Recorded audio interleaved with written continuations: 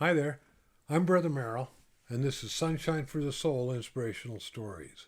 In keeping with Pioneer Story Season, I'm going to tell three stories today that really give you a feeling and an idea of what it was like to leave Nauvoo, travel to winter quarters, and then come out to the Salt Lake Valley, and what awaited you when you got here.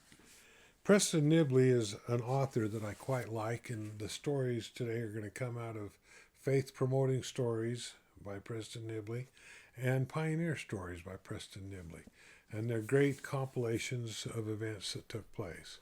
The first story is about four young men that were tasked to take the livestock from winter quarters one summer afternoon and take them to a spring where there was a nice little valley. It was about a mile and a half away over a hill outside of town, nestled between two hills that were about a half a mile apart. There was a nice green field there, a pasture area where the animals could graze, and so they took the oxen that weren't working that day and the cattle, and they departed.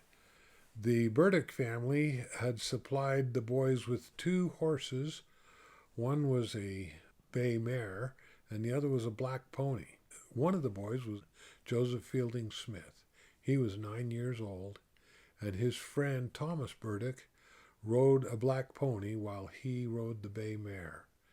Their younger friend, Isaac Bloxton, rode on a donkey.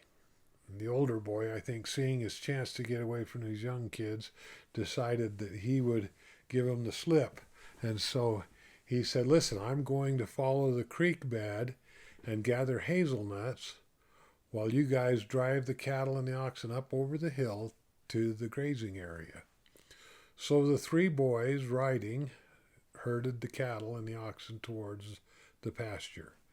As they went, as boys do, they began to tease the younger boy who had been assigned to ride the donkey.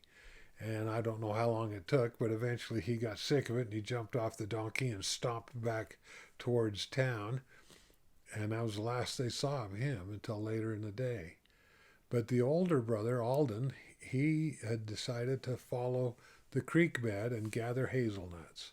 The two 9-year-old boys succeeded in getting the herd to the spring, and then they unloaded their gear, their lunch pails and other things that they had with them, and began to do what boys do. They began to play games. They had races, and they started jumping the creek, and then they went to a little wider place and jumped the creek, and they were just having a nice afternoon. The livestock had gotten strung out in this little valley, and all of a sudden, about a half or three-quarters of a mile away, a band of Indians came galloping over the hill towards them.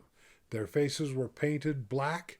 Their hair had been daubed up with clay, so it was all spiked up, and they were just in loincloths, and they were riding ponies and whooping and hollering as they came towards them. And so Thomas immediately turned the black pony and started to gallop towards town. But Joseph Fielding knew that if they lost that livestock, that he and his mother and their group would not be able to come to the Salt Lake Valley for another year. So in desperation, he began to gallop towards the furthest animal that was out towards the Indians. So he fearlessly ran out there, and he got to the cattle just before the Indians did. He succeeded in turning the cattle and the oxen around and was trying to get them to speed up when all of a sudden this group of Indians came galloping up towards him, and that caused the whole herd to stampede. But instead of going up over the hill the way they'd come, the livestock went down the creek bed in the brush. The leader of the Indians had galloped past Joseph Fielding Smith.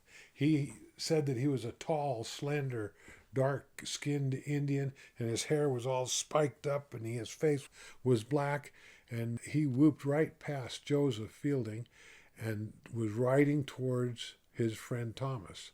Thomas turned and saw this big, tall Indian coming towards him. He leapt off the black pony and started to run towards the crest of the hill, yelling, "Indians! Indians!" Meantime, Joseph Fielding was being surrounded by a big group of Indians. And he tried to dodge them and swerve and get his horse around them, but soon a couple of them got on either side of him, so he couldn't maneuver very much. And then two more got in front of him, and then there was a whole group of horses galloping behind him. The two Indians on either side grabbed him underneath each arm and lifted him up off his horse, and then they slowed down, and the horse galloped out from under him and began to turn and head back the direction they had come. About that same time, the lead Indian had caught the little black pony that Thomas had been riding, and he had him by the bridle.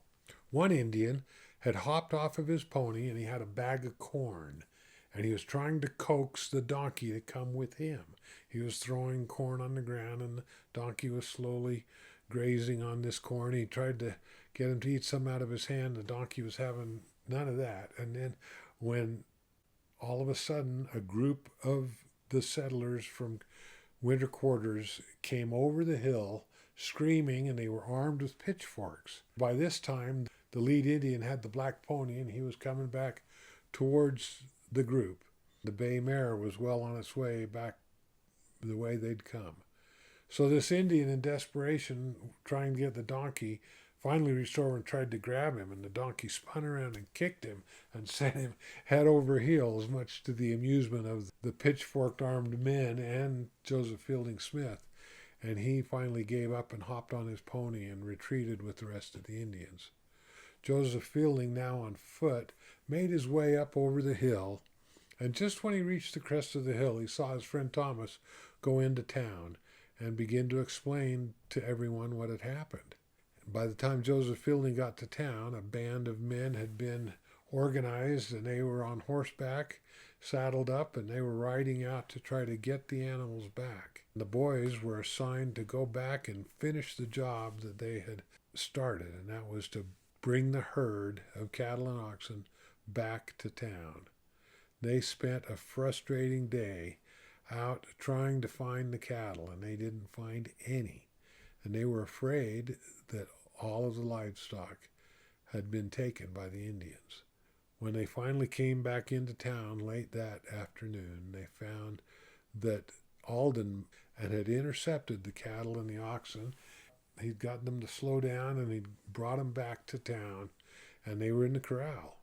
The men returned, and they had confiscated the black pony, but the bay mare was nowhere to be found and was never recovered. As a side note, Joseph Fielding was 9 years old, and he drove one of the wagons for his mother all the way to Salt Lake Valley. You can find a great episode about that I did a couple of months ago called Shoot My Husband, Poison My Oxen. But it really lets you know what it was like in the everyday life of everyone in Council Bluffs. Everyone had to help.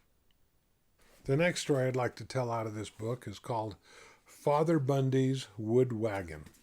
And it's an amazing story. He lived in Powelton, about 5 miles outside of Nauvoo, during the mob raids. Even though their homes weren't burned down, the mobs had come to his town and declared that any people that were members of the Church of Jesus Christ of Latter-day Saints would be killed after a certain date, and that their homes would be burned to the ground.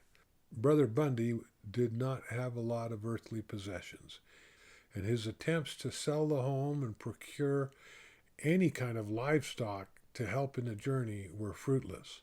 He didn't have a horse, he didn't have any cattle, he didn't have a wagon, and no one would buy his house. And the date of expulsion was rapidly approaching. He heard of a man that was 20 miles away that would give 2 3-year-old steers to anybody who would come dig a ditch that was 2/3 of a mile long. 2 neighbors kindly agreed to help Father Bundy. They crossed the river and walked the 20 miles and negotiated with this farmer. They dug half the ditch, and then as the final date was approaching, an agreement was reached that he could take the 2 steers to bring his family across the river, and then he would finish the digging when he got back. But he had no wagon. He had no way to load or to carry any of his belongings, and he began to search for a wagon. He just needed some old wagon. He couldn't find anything. And finally, Brother Bundy heard of a man that had just an old wagon frame. It was just basically the axles. He agreed to sell them to Brother Bundy for $3. And Brother Bundy didn't have $3. An agreement was finally reached for some household implements and for a pattern for a vest for his wife. And so they took the wagon frame back to his home, and then they began to try to fashion some kind of transportation for him. They searched for wheels, and there were no wheels that he could use anywhere. He took planks and wood from the home that he couldn't sell and built the bed of the wagon. And then he went into the hills and got big boughs and made the framework for the cover. And then they used blankets and bed sheets to cover the wagon. He found a lodgepole pine and cut it for the tongue of the wagon, but still he could not find wheels. And the day was approaching when they had to be gone. So he finally built 4 wheels out of white oak and fashioned them with the spokes to fit on these old hubs. And they dipped them in rosin. They did everything they could to make it as strong and as hard as possible. And everybody told him, this won't make it even to winter quarters, let alone to the Salt Lake Valley. But it was all he had. And so Brother Bundy, with his wife and 2 children, loaded the bare necessities that they could, food, a little clothing, a few implements, and they made their way to winter quarters, 300 miles away, with wooden wheels. By the time he got there, the wagon was really struggling. They, like everyone else, spent a very difficult winter that year in winter quarters. And during the winter, some of the men helped him rebuild the wagon parts as well as they could. He had a man that was a mechanic by trade, and he went through the entire wagon. But it still had these wooden wheels, and everybody told him, you'll never make it to Salt Lake Valley. The first 500 miles or so was along the Platte River bottom. And so that was mostly just clay and dirt and soft ground with not much rock. And so the wagon did okay. But once they got up into the Sweetwater area and in Wyoming, it became very rocky. And the hills and the mountains that they had to cross, the rocks were sharp. And they had to coat these wooden wheels with buffalo skin and did everything they could to preserve this wagon. It was constantly breaking down. One of the wheels finally gave out while they were around Little Mountain, and they dragged the wagon into town on 3 wooden wheels and arrived in the Salt Lake Valley. Everyone had told him he couldn't possibly make the journey with a wooden-wheeled wagon, but Father Bundy knew that he had no other options, and he did what he needed to do. The last story I'm going to read, and I know it's not as entertaining to read, but it's amazing. It's a story about a sister, Relief Cram Atwood, and this is her story. Among the pioneers who came to this country in 1847 and returned to winter quarters at Council Bluff the same year was the man who subsequently became my husband. We first met early in the spring of 1848, and in a short time we were married. In 1 month, we were on our way to the valley in President Brigham Young's company. In just 4 months to the day, we arrived here, it being on the 19th of September.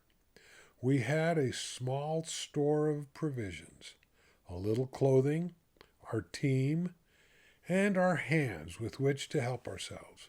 We found our new home a barren desert, with the exception of a few patches of ground which the pioneers had broken up and planted. Scarcely a tree or shrub was to be seen, and no more than 1 or 2 houses outside the fort. My husband made enough adobe to rear a house of 2 small rooms, and with much difficulty he obtained the lumber to cover the roof, lay the floor, and make the door. In the erection of this adobe, wood pins were used exclusively instead of nails, as the latter were very hard to obtain. The house was lighted with 6 broken panes of glass, which my husband procured by plastering for a neighbor by candlelight. So this guy's building this house all day, and then at night he's plastering another man's adobe walls. Our furniture consisted of 1 chair with a rawhide seat, a bedstead hewn out with an axe, a cupboard of 3 rough shelves in the corner of the room, and a table. On the 23rd of December, we moved into our humble dwelling with joy and gratitude to our Heavenly Father that we had so good a habitation to shield us from the piercing cold and the storms of winter. Until then, we'd lived in our wagons. The snow had already fallen, covering the earth to a depth of a foot or more, and the hungry wolves could be heard prowling about at night in search for food. One night they came near enough to take a chicken from the back of the wagon where we had retired for the night. The wild Indians also were roaming about by day and begging for food. Our store of provisions became very scant, and we had to put ourselves on very small rations. By some means we obtained a little musty cornmeal, which served to make our flour last longer. Our fuel was wood from the canyon, and our team being poor and little food for them to eat, it was with great difficulty that we even obtained wood. As a light, we were thankful to get tallow candles. And for those of you that don't know, tallow candles are dipped in animal fat, and that was what served for light.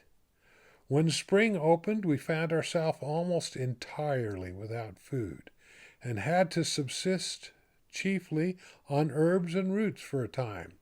So imagine going out in March and living off the plants that were growing in your yard. That's what they had to do. Here we were in the heart of a desert, 1,000 miles away from civilization, without food, or nearly so, the soil barren and forbidding.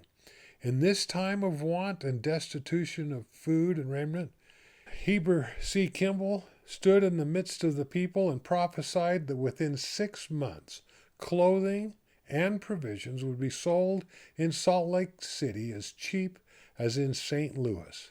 We marveled and wondered how this could come to pass.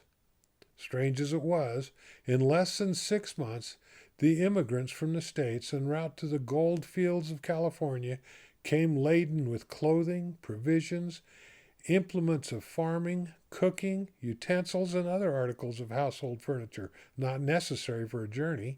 Their teams were nearly worn out, so they were obliged to sell at a very low rate to lighten their burdens. Some sold their wagons and packed their animals for the remainder of the journey. In this way, Brother Kimball's prophecy was fulfilled. I will here relate an incident of our seed time. My husband had taken a lot of land near what is now called the Sugar House Ward. He took his team and went to plow and prepare it for seed. In due time, he went to plant his corn and found the ground as dry as ash to a great depth. It seemed impossible to him for the seed to ever germinate in such soil. He planted the seeds, however, knowing that if he did not plant, he surely could not reap. He came home at night hungry, faint, and weary. I was also very tired from the labors of the day.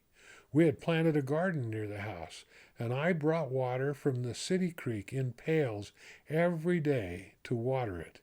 The creek then flowed down the east side of Main Street, and the water made the ground as hard as adobe.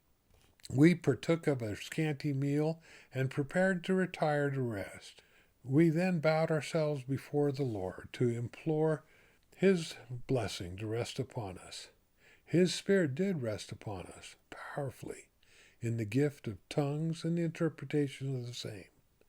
My husband commenced praying in his own language, and suddenly he broke out in an unknown tongue. I understood what he said, At first it was a reproof from the Lord for our unbelief. It was thus: Have I not brought you all this way from the land of your enemies to this goodly land? I think they probably looked around at that goodly land. Wow. I will bless this land for my people's sake, and if they will put their trust in me, it shall bring forth in great abundance of grass, grain, and vegetables of every kind, fruit also, and of the choicest kind, and your tables shall be loaded with the best fruits of the earth. Only put your trust in me, plant, and you shall reap. And we are the beneficiaries of that planting at this point. We arose and retired to rest, but not to sleep. Sleep had departed from our eyes. We were filled with wonder, love, and admiration. We could not doubt more. We went to work with courage. The earth yielded more and more, each succeeding year. And in the year 1850, my husband reaped 40 bushels of wheat per acre. Our garden also produced choice vegetables. But when the ground commenced to produce, we found that other trials were not at an end. The grasshoppers came in alarming numbers and destroyed our crops.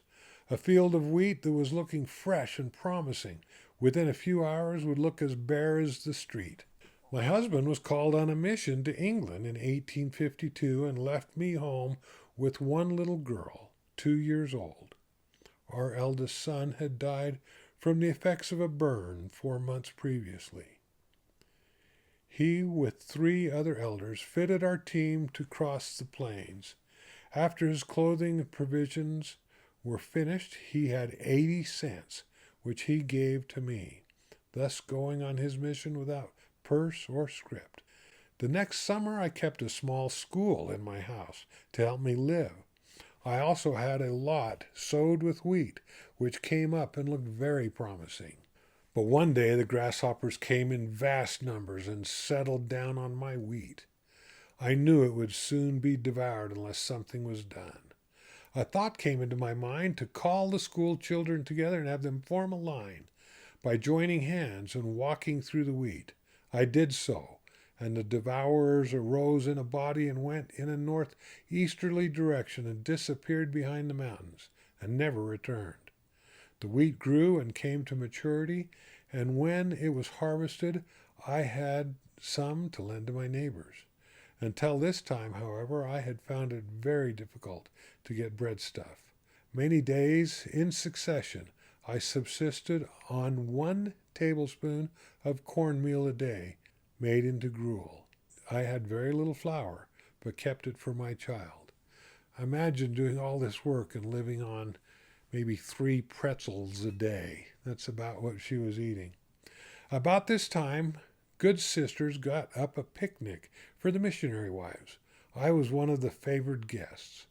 That was one of the days I shall never forget. The table was spread with a nice variety of food for the times.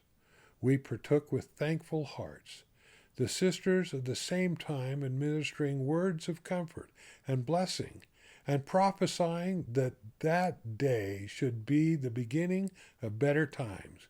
And truly it was so for me, for on my return home I found a sack of cornmeal in my house, another of potatoes, and my cow, which had been lost for some time, was standing in the yard.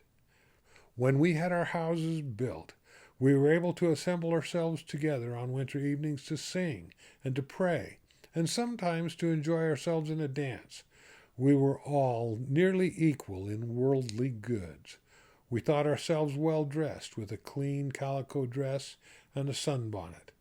We enjoyed ourselves and were happy. Before the brethren were able to build a place of worship, we held our Sabbath meetings in the open air.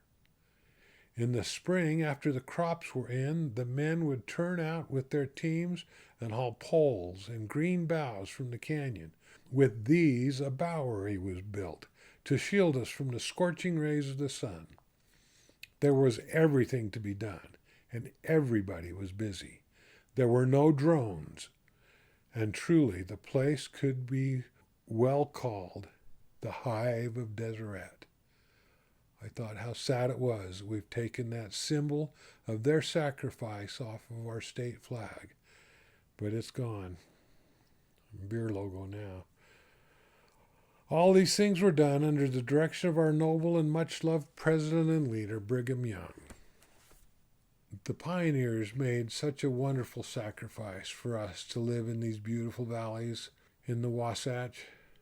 It seems hard to imagine not a tree or bush in sight, but that's what they had. And they endured with faith. They worked hard and had very little to even subsist on. She said they were happy.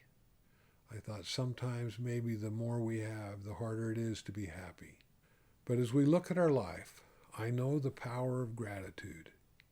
I know that if we focus on the things that we're grateful for, that the Spirit of the Lord will rest down on us, and we will feel the influence of the Holy Ghost in our lives. And as we practice focusing on the things we're grateful for rather than the problems we have, we will find that we are happy and that we have a joyful spirit. If you have any doubts about this, try an experiment. Try to list 10 things that you are truly thankful for.